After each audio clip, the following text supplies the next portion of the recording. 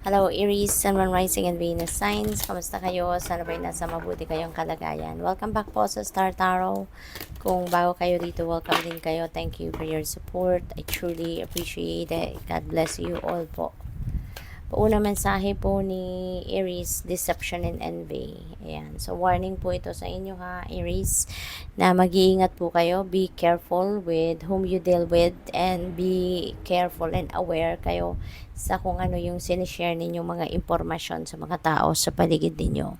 Kasi there could be deceptive people or person sa paligid ninyo, inggitero, inggitera, mga ganon. Kaya ingat kayo, no? Kasi baka makatiming kayo ng tao, no, na mga ganito, may ganitong energy, and gamitin nila, no, yung mga sinabi mo, or gamitin nila yung mga pananalita mo against you. Okay? And hindi sa mga taong inggitero, inggitera, sa mga taong manloloko, 'di ba? May mga bahid ng kasamaan, no, ang kanilang mga saloobin, ang kanilang mga pag-uugali. You know, anything can be done, 'di ba? Na to inflict pain, no, sa inyo. Kaya mag-iingat kayo. Okay? So what else? We have hope. Ayan. So very positive, no, ang energy ni Aries, which is really really very good.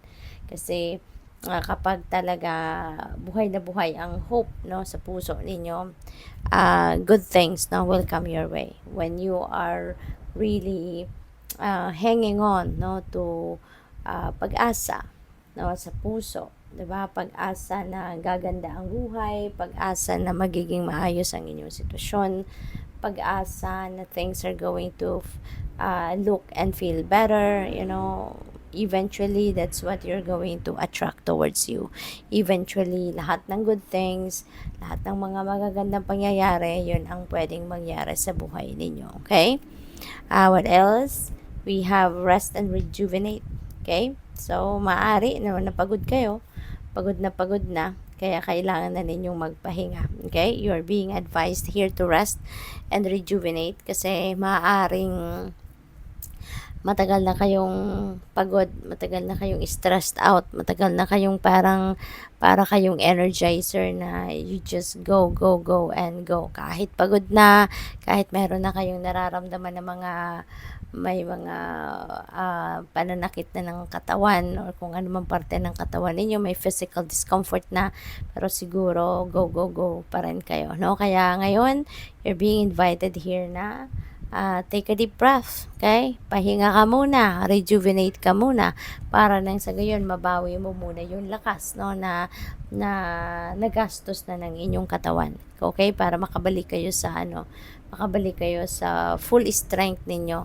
You need to nurture yourself na. Okay? Kailangan na ninyong alagaan ang inyong sarili muna. We have emotional loss. Ayan. So, ang iba siguro sa inyo dito, baka maybe you have lost someone or you have lost something.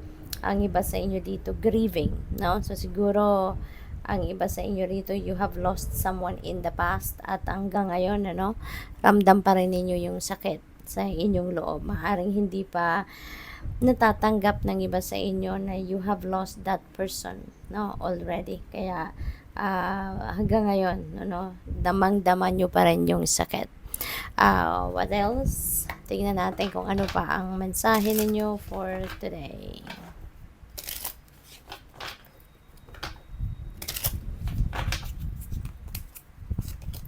We have number 28, expectation. Ayan. So, maybe, parang nag-i-evaluate kayo ngayon siguro ng sarili ninyo. Diba? Tinitignan ninyo kung ano ng expectations ninyo, intentions ninyo na sinet ninyo in the past, kung ano na yung na-meet na ninyo sa ngayon, or ano na nangyari. Diba? Baka ini-examine ninyo ngayon ang inyong sarili. What have I done already? 'Di ba? Para ma-meet ko yung expectations ko. Kulang pa ba? Ano pa ba ang dapat gawin? So maybe nagkakaroon kayo ngayon ng pag-i-examine ng inyong sarili. no? At tinitignan ninyo kung nasaan na kayo sa ngayon. We have number 13, wealthy man, and you may be dealing with a wealthy man around this time. Si wealthy man could be anyone, sa buhay ninyo, but this is definitely someone na successful na in terms of his money, career, and finances. Mayaman na to, may pera na to, may savings na to, kumbaga, nandoon na siya, na-reach na niya yung pinnacle of success, no? Kaya, kung sino man ito, maaring makatulong ito sa inyo. Mahawaan kayo ng energy nito ng pagiging mayaman, 'di ba? So, maaari din na baka boss ninyo to, no? Baka boss ninyo to sa trabaho, or baka this is someone na gusto kang i-hire, no? Baka interesado siya sa iyo to be part of his company. So, maaring, or workforce, no? So, maaring ganun ang ganap. This could be anyone, no? Definitely, you're going to be dealing with someone, no? Na ganito na siya ka-successful. False person, may deception and envy. Kaya mag-iingat talaga kayo dito, Aries. Meron ditong manloloko, no? Meron ditong manloloko na pwede kayong ma-encounter. Kaya mag-iingat kayo. Okay? Be careful with what you say. Be careful with what you share, no? Mga impormasyon, mga mahahalagang impormasyon, so ingat kayo kasi meron ditong deceptive energy, meron ditong siguro magpi-pretend na napaka-loyal sa iyo, magpi-pretend na sincere sa iyo, pero nako, yung pala hindi, meron pala tong hidden agenda, no? Meron pala tong sadya sa iyo, no? At kaya pala yun ang niya, yun ang magpapanggap siya, no, na kung ano man, mabait, mga ganon. Mapagkakatiwalaan para pagkatiwalaan mo siya, 'di ba? Pero hindi totoo 'yun. We have pathway, ayan. So meron kayong bagong path na tatahakin sa ngayon. And this could be something, no, na dati pinafantasize mo lang, dati pinapangarap mo lang, maaaring dream mo lang ito, na gusto mong marating, gusto mong mapuntahan na lugar or sitwasyon sa buhay. Pero ngayon, no, you are going to take action towards that na. No, kung dati iniisip mo lang, ini-imagine mo lang, ngayon hindi na, magte-take action ka na, gagawan mo na ng paraan ito na matupad mo kung ano man itong mga bagay na to. And yun nga, gagawan mo na siya ng you're going to take action towards that.